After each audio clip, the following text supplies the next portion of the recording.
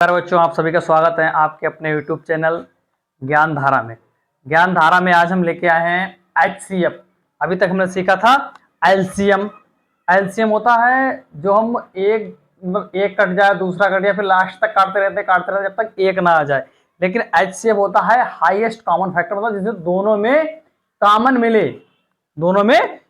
तब तक उसको काटते हैं। अगर एक में कॉमन मिला तो एक नहीं काटते, अगर दोनों में कॉमन मिलेगा तभी काटेंगे। इसे एलसीएम करते थे, मान लो 4 और 2 का एलसीएम निकालते थे जब तो 2 से काटते थे। ऐसे यहाँ 3 निकाल लो, 4 और 3 जब लिख देते थे तो इसका एलसीएम जब निकालते थे तो 2 से काटते, 2 दूनी 4, 3 का 3 ऐसे ही लिखते थे।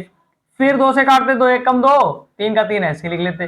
फिर इसको 3 से काट लेते थे 1 और 3 1 कम 3 कर लेते थे। तो एलसीएम इसका क्या होता, एलसीएम बराबर इसका हो जाता 2 गुणा 3 बराबर 2 दूनी 4, 4 तिया 12, 3 चौक 12 और 4 तिया 12। ये होता है इसका एलसीएम। मतलब एलसीएम ऐसे होता कि जब तक दोनों तरफ की संख्याओं में एक एक ना आ जाए तब तक हम काटते रहते। अगर 3 होती, तीनों में एक एक, जब तक नीचे एक एक ना आ जाए तब तक उनको हम काटते रहते हैं। लेकिन एचसीएफ में ऐसा नहीं होता है।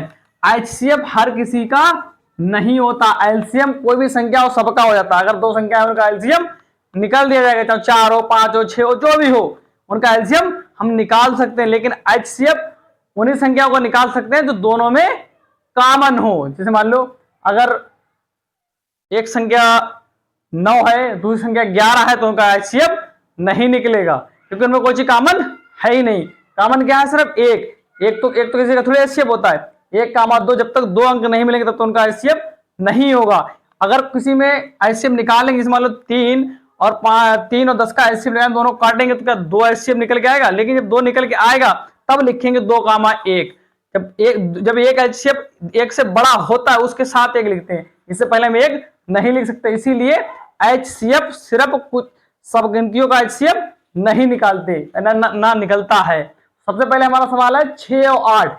6 और 8 है तो इसका हम एचसीएफ कैसे निकालेंगे। सबसे पहले एलसीएम की ही तरह इसको हम हल करेंगे।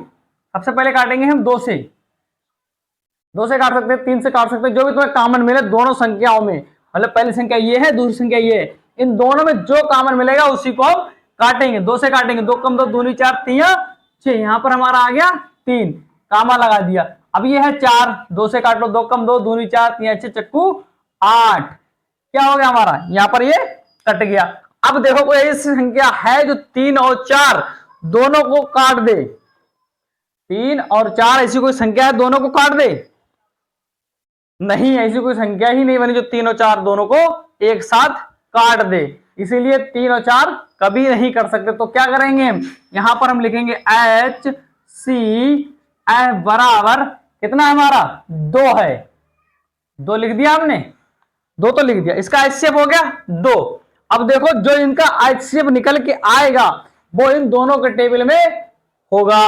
जैसे 2 का टेबल पढ़ो तो 2 कम 2 दूनी 4 तिया 6, 2 कम 2 दूनी 4 तिया 6 चक्कू 8। अब दोनों के टेबल में दो जो है, 2 के टेबल में दोनों संख्याएं आती हैं। ये अगर यहाँ पर एलसीएम बात करते तो क्या होता, तो जो यहाँ पर निकल के आता एलसीएम वो इनके टेबल में आता होता। जैसे मान लो 8 छंग 48, इनका एलसीएम होता 48, तो 8 छंग 48 और 6 48 दोनों क्या होते हैं, इसके एलसीएम होते। इसीलिए तो इनका एलसीएम कितना है, 2 आया। अब जब 2 अकेला है तो क्या करेंगे, 2, 1 कर लेंगे। इनका एलसीएम कितना हुआ, 2, 1। एक हमने लगा दिया अपनी तरफ से, किसी का नहीं हो तो सबका 1 होता है। तो इसीलिए तो इसको सही करके कैसे लिखेंगे, 1, 2। ये इसका आंसर हो गया। एचसीएफ का आंसर ये हो गया। इसी तरह अगला सवाल है हमारा 20 और 40। तो इसको हम एचसीएफ कैसे निकालेंगे। सबसे पहले हम 2 से काटेंगे, इसको 2 से काट लो, कितना आया, यहां पर आ गया हमारा 10, कामा लगाया, 2 दूनी 4, 0 को 0, 20 दूनी 40 होता है। फिर 2 से काटेंगे, 5 दूनी 10 और 5 चौक 20, 4 आ गया। अब बताओ यहां तक कि सबका समझ में आया। अब ये बताओ 5 और 4 ऐसी कोई संख्या है जिससे कट जाए, इसी से नहीं कटेगा। यहां पर अगर एलसीएम करते होते हम, यह एचसीएफ अगर एलसीएम करते तो पहले एक बार 5 से काट रहे, फिर इसको 4 से काट लेते। लेकिन एचसीएम में ऐसी गलती नहीं करते। एचसीएम में क्या करते हैं, सिर्फ इतना ही छोड़ते हैं जितने पे एक दोनों में कॉमन जहां पर मिलना बंद हो जाए।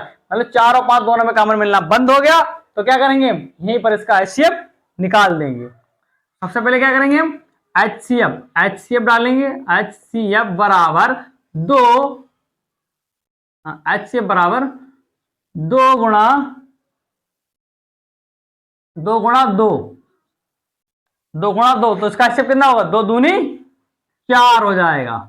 इसका एचसीएफ कितना है 4, 2 दूनी 4। अब 4 से काटो 20 भी कट जाएगा, 4 से काटो 40 भी कट जाएगा।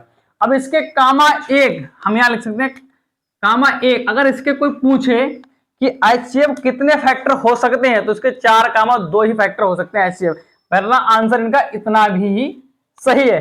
इसी में इसी प्रकार अगर एचसीएफ के कितने फैक्टर हो सकते हैं 6 और कामा 8 में, तो हम क्या करेंगे, 2 फैक्टर हो सकते हैं, 2 कामा 1।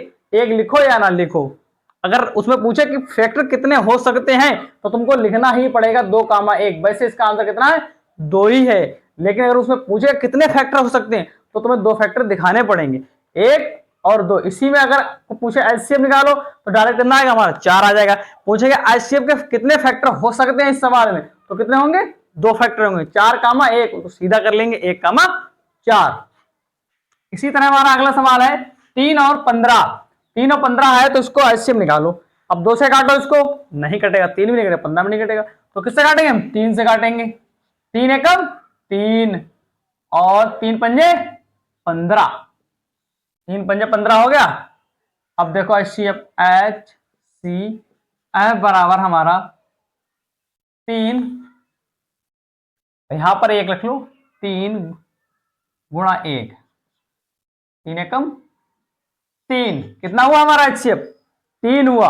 अगर इसके फैक्टर पूछें कि इसमें इस सवाल में एचसीएफ के कितने फैक्टर हैं तो कितने, 1 और 2, इन दोनों को गिन लेंगे हम, 3 कामा 1 कर लेंगे, ऐसे करके 3 कामा 1 लिख देंगे, ठीक है। अगर ऐसे ज्यादा होते तो अगर मान लो 2 इसके फैक्टर अगर पूछेंगे तो कितने होंगे, 2 कामा 2, तो एचसीएफ के फैक्टर लिखे जाएंगे। जो अगर एचसीएफ के फैक्टर पूछेगा तो उनको कामा बीच में लगा देंगे। अगर एचसीएफ पूछेगा कि एचसीएफ कितना निकाला है तो उसका सीधे आंसर उनकी गुणा कर देंगे, इसे एलसीएम की गुणा नीचे करते हैं।